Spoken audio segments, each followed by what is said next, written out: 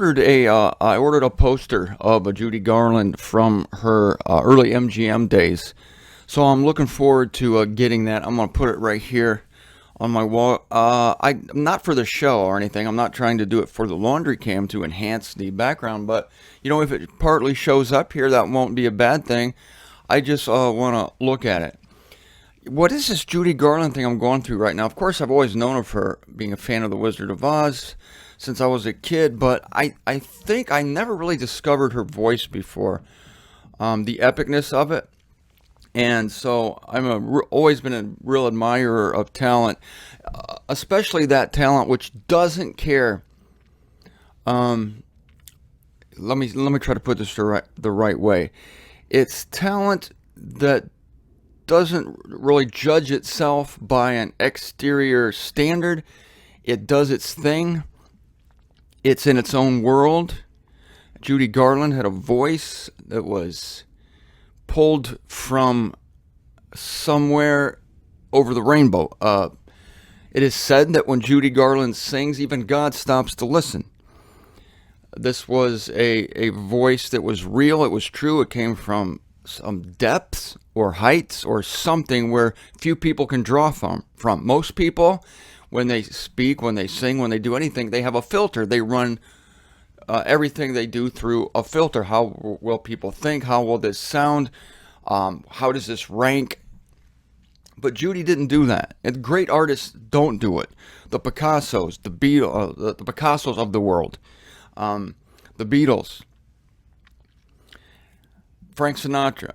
But any great artist will simply tap into a source of emotion, and the voice or the instrument or the paint is merely a vessel.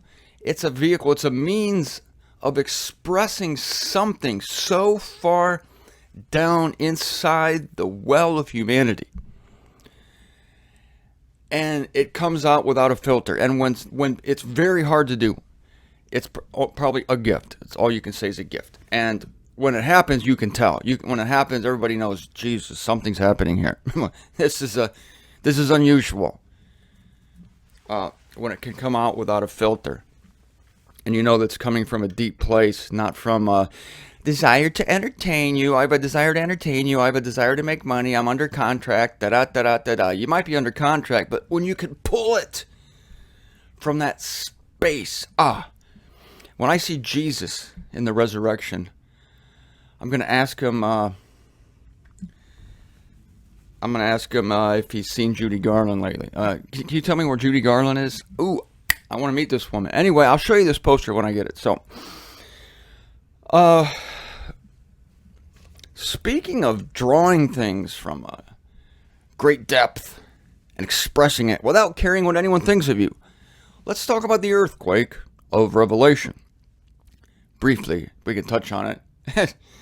Because the way God expresses himself when describing the earthquake, you have a feeling that this is going to be one heck of an earthquake. If I can use a technical way to explain it here.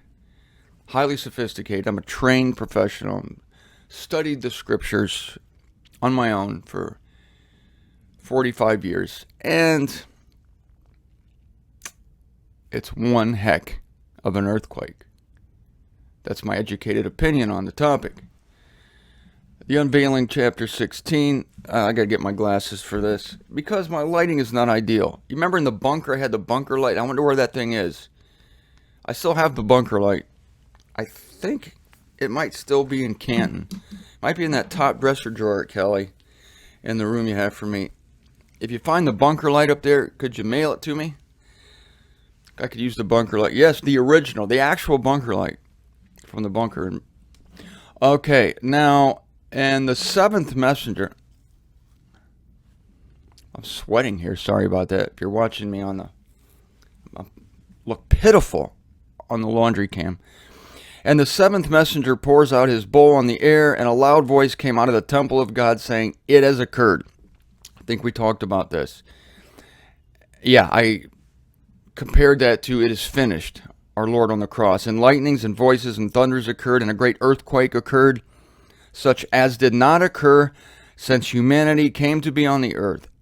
A quake prodigious. Prodigious. It is so great. So the fact that there's an extra little clause added to the earthquake. Most of the time God just says, and there was an earthquake, and I created the stars, and Jesus died, and Lazarus came out of his grave. Just matter-of-factly describing these events of epic proportions. But here, even God felt the necessity to add something at the end of, there came to be a quake, an earthquake occurring, such as did not occur since humanity came to be on the earth. Usually you'll see a period there. But then there's this. A quake prodigious. It is so great. And the great city came to be divided into 3 parts. I believe that's Jerusalem. No, I'm sorry. No, it's not Madison, Wisconsin. No. No, I know this is a raging controversy. No. And the cities of the nations fall. Now, there's an understatement. The cities of the nations fall. You remember when Jesus said concerning the temple that after the disciples are pointing out the temple to him and they're saying, look at this fantastic temple. Isn't it great? Look how beautiful it is. And Jesus said, you're impressed. Well, not one stone is going to be left upon another one. It's going to fall. Every nation of the earth will fall, and I believe this means the buildings. I believe the buildings will be gone. I thought of this when I was in Sao Paulo. Sao Paulo is the largest city in the Americas. Lima, Peru, is number 2. Mexico City is number 3. New York City is number 4. Big cities. Big. Really big. And I thought of every building falling. New York City, LA, Chicago, Dallas. They're all going to be toppled, gone. Because as I told you, this earth has to be prepared. It has to be scrubbed. Has to be leveled to make way for God's buildings, God's cities. Are there going to be cities during the millennium? Yes. I believe there will be cities during the millennium.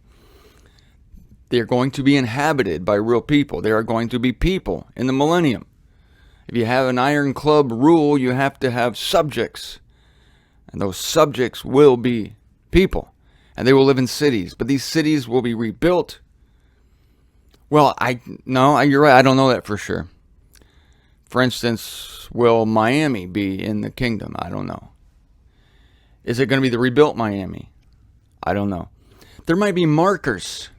Like here stood the Empire State Building, and you're going to be in the middle of a meadow. It's going to be so weird for those of us who have passed through the curtain of the evil eons into the good eons. Of course, you and I won't be on Earth. We'll be in the celestials, but we can come to Earth anytime we want. Of course we can. People ask me, Martin, will we be able to come back to Earth? Yes, we'll be able to come back to Earth. So, won't that be something to stand in a meadow with a marker and realize that here stood the Empire State Building.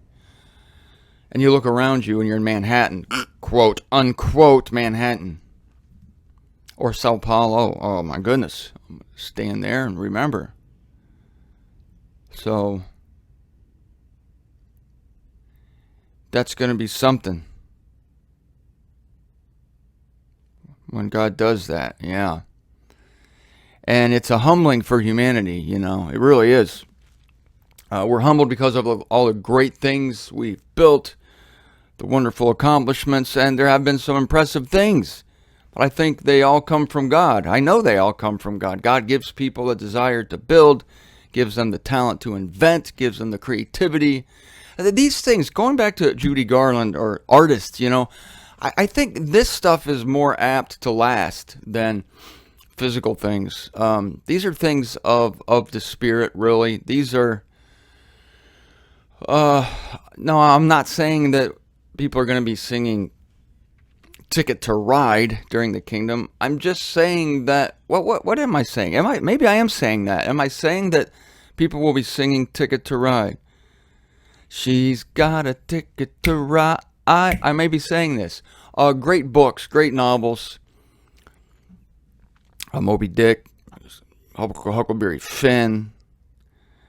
Of course, my favorite writer, Henry Miller. I'd have to put the trilogy in there, Sexus, Nexus, and Plexus. Henry Miller's great trilogy. I think these people tapped into something that was real and that was true and that will last. And if the specific manifestation of that thing in humanity, the specific novel, the specific song, the specific film, if that's not there, then the building blocks of it will surely be. The energy, the creativity, the verve that created it, to quote the Cowardly Lion, the noive and the verve that created it will remain. Because these are essentials of the human. Those things in you, your desires, right? Your wants, your needs, your drives, these all will be preserved by God and returned to you in the resurrection. You may not see the specific things you did. Where's my needlepoint? Sorry, it's not going to be there. I'll be saying, where's my novel, right? Yeah, I have a couple novels that I've written. They're not published yet. Watch out if they are. I mean, watch the heck out. I'm trying to get some mainstream traction there. We'll see. Okay, watch out. That's all I'm going to say. Where's my novel? Woody Allen will be there saying, Where's all the movies I made with Diane Keaton? I don't understand. I made all these movies. Where'd they go? Well, they might not be there, Woody. Don't feel bad. I lost a couple novels. The Beatles can't find A Hard Day's Night. Judy can't find Somewhere Over the Rainbow. No, I refuse to believe that. Somewhere Over the Rainbow will be the anthem of the millennium. Yes, I truly believe it. So it was ranked the greatest song of the 20th century. And I think it'll be the greatest song of any century. And I think it'll be the anthem that school children sing during the millennium. Right now, in our country, where I live right now, I'm broadcasting to you from the United States. School children, at least they used to, said the Pledge of Allegiance. Before football games, we sing the national anthem. During the Olympics, the competitors, the winning competitors standing on the podium, the gold medalist gets to hear his or her national anthem played, and they weep tears of emotion naturally. It's to be expected. It's lovely. But during the kingdom, I believe the anthem will be Somewhere Over the Rainbow. And it will be sung every day in the schools, in government offices. The lyrics will be placed instead of the Ten Commandments on government offices. And Judy Garland, maybe there'll be a special resurrection before the Great White Throne resurrection, assuming that Ms. Garland was not a believer. God, I wish I'd have gotten my books to her. But I was 10 years old when she died, so I didn't have opportunity. I hadn't written any books then yet. I was thinking about them. So I think that everyone's going to sing before sporting events during the millennium, Somewhere Over the Rainbow. Before the capital punishment is done, criminals are executed. We know that at the Valley of Gehenna.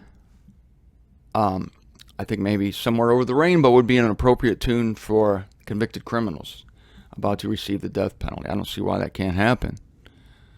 So these are my hopes and dreams, and I give them to God. And these things that we have, they're going to be preserved.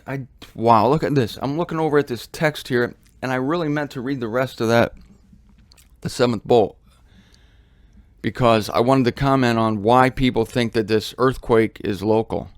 I have to comment on that, and then it'll take me to other things, important things, needed things. Things that you want me to say that you might not even realize yet you want them to say.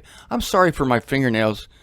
I'm telling you, I clean them every day, well, every other day. But all I have to do is walk across a room and dirt just is magnetically and miraculously attracted to underneath my fingernails. I'll fix that. I apologize if you've been looking at that. Can't concentrate on your message, Martin. I'm too busy staring at. You seem to have a prodigious amount of dirt under your fingernails. It's weird because I don't work on cars. I don't know how. I don't plant gardens. I hate gardens. I'll eat the produce of the gardens. I just don't like having anything to do with them. So, how does this happen? I'm a writer, right? My fingers are on the keyboard. I don't understand it. But anyway, I'll fix it before tomorrow. And I'll present to you a pristine, cleaner, more presentable Zender. Thank you.